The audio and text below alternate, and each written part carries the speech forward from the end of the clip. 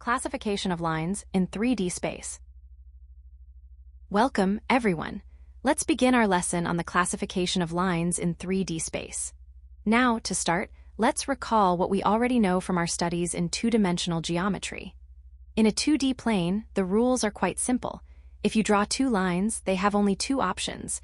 They will either cross each other at a single point, or they will run alongside each other, perfectly parallel.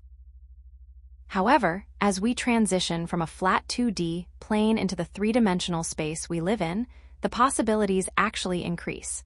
We are no longer restricted to a single flat surface, which introduces a new level of complexity. This is a crucial concept to grasp because, before we can tackle the more advanced task of calculating the shortest distance between two lines, we must first be able to identify their relative positions to one another. We can't find a distance if we don't know how the lines are behaving in space. So, in 3D space, we categorize the relationship between two lines into three distinct types. They can be intersecting, they can be parallel, or they can be skew. Over the next few slides, we are going to break down each of these three types one by one so you can identify them with confidence.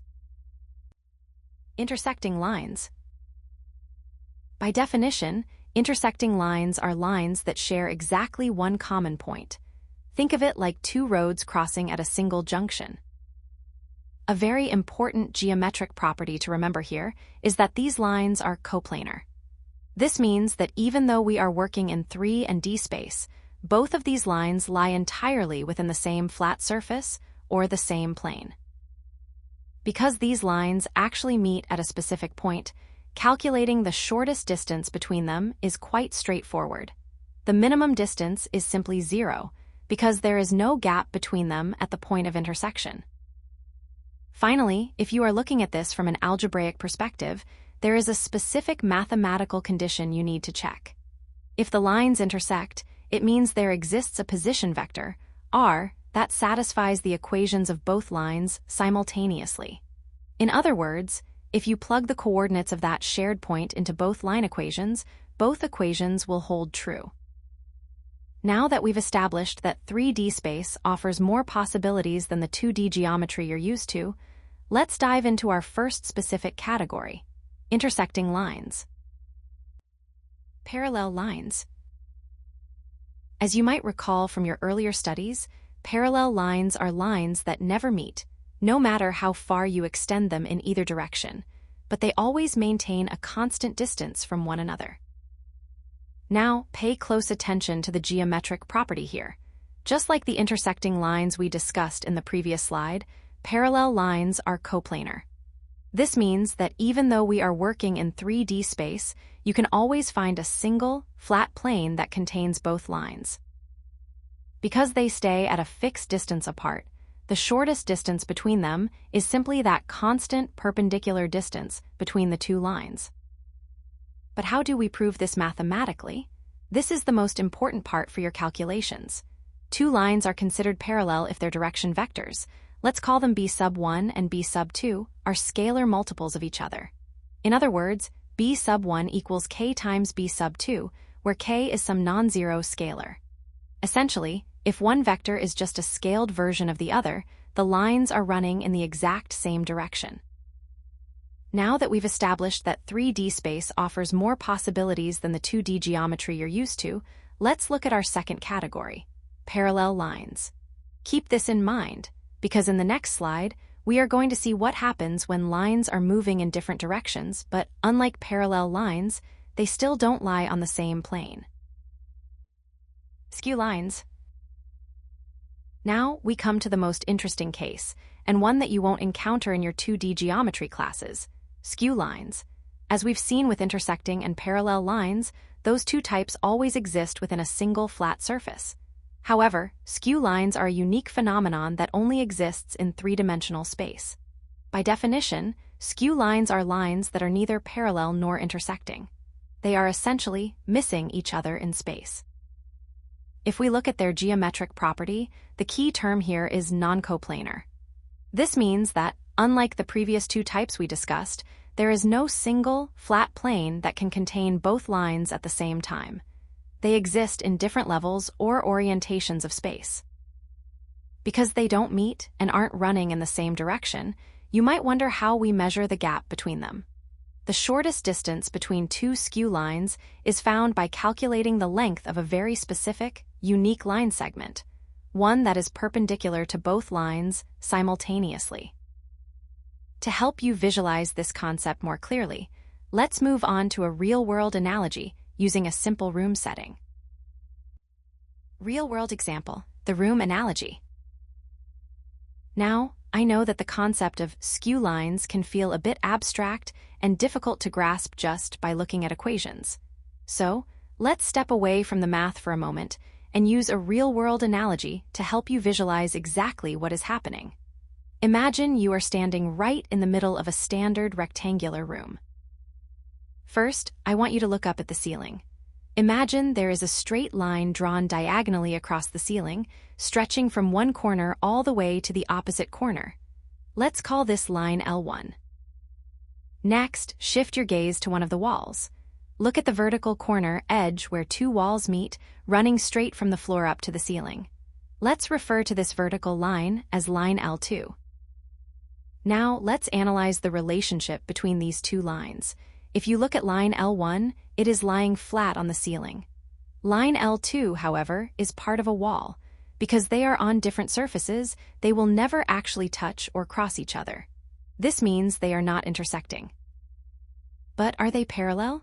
Take a look at their directions. Line L1 is running diagonally across the ceiling, while line L2 is running vertically up the wall. They are clearly heading in completely different directions, so they cannot be parallel. So, we have reached our conclusion. Since these two lines neither intersect nor are parallel, they perfectly demonstrate the definition of skew lines. Keep this mental image in mind, as it will be incredibly helpful when we move on to the summary table in the next slide. Summary table for quick identification. Now that we have explored each type of line individually, let's bring everything together with this summary table. This is a fantastic tool for quick identification during your exams. Let's look at the first row, intersecting lines. As we discussed earlier, these lines are coplanar, meaning they lie on the same flat surface, and they do intersect at exactly one point. Because they meet, their shortest distance is simply 0. You'll notice that their direction vectors are not proportional, meaning they are pointing in different directions. Moving down to the second row, we have parallel lines. Like intersecting lines, these are also coplanar. However, they do not intersect. The key mathematical giveaway here is that their direction vectors are proportional, or, as we wrote earlier, b1 equals k times b2. Because they maintain a steady gap, their shortest distance is a constant value that is not 0. Finally, let's look at the third row, which covers the skew lines we just visualized with the room analogy. Unlike the other two types, skew lines are non-coplanar. There is no single plane that can hold both lines. They do not intersect, and their direction vectors are not proportional. Because they pass each other in different planes, there is a unique, specific minimum distance between them that is not 0. As you move to the next slide, I want you to pay close attention to the common mistakes section, because many students struggle with the logic presented in this table. Common mistakes to avoid. First, watch out for what I call the 2D mindset. This is a very common error where students assume that if two lines are not parallel, they must eventually intersect. While that logic works perfectly fine in the flat geometry of a plane, it fails in three-dimensional space. As we discussed with the room analogy earlier, you must always check for the possibility of the lines being skew. Second, be careful not to confuse parallel lines with skew lines. It is easy to forget that for lines to be parallel, they must be coplanar, meaning they reside on the same flat surface. If you find that two lines have different directions and they do not intersect, do not jump to the conclusion that they are parallel. They are actually skew. Finally, never ignore the coplanar condition. This is the fundamental distinction between these categories. Always remember that if lines are intersecting or parallel, they are by definition coplanar. However, if the lines are skew, they are non-coplanar. Keeping this distinction in mind will help you avoid most errors in your calculations. Now, before we wrap up our lesson, I want to pause and discuss some common pitfalls. As we've seen throughout this presentation, moving from 2D to 3D introduces complexities that can be quite tricky if you aren't careful. Now, let's look at our final slide to summarize everything we have learned today. Key takeaways. First, let's look at intersecting lines. Remember, these are lines that share exactly one common point. Because they meet, the shortest distance between them is simply 0, and a key feature to remember is that they are coplanar, meaning they both lie on the same flat surface. Next, we have parallel lines. These lines will never meet, no matter how far you extend them, and they maintain a constant distance from one another. Just like intersecting lines, they are also coplanar. However, the mathematical giveaway here is that their direction vectors are proportional, meaning one direction vector is equal to a constant k multiplied by the other direction vector. Finally, we have the skew lines, which are the most unique case in three-dimensional space. These lines never meet, but unlike parallel lines, they are not running in the same direction. Most importantly, they are non-coplanar, meaning there is no single plane that can contain both of them. All right, we have reached the end of our lesson.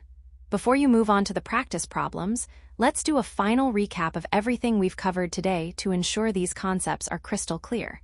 If you can keep these 3 distinctions in mind, specifically whether the lines are coplanar and how their direction vectors relate, you will be well prepared to tackle any problem involving the shortest distance between lines. Great job today!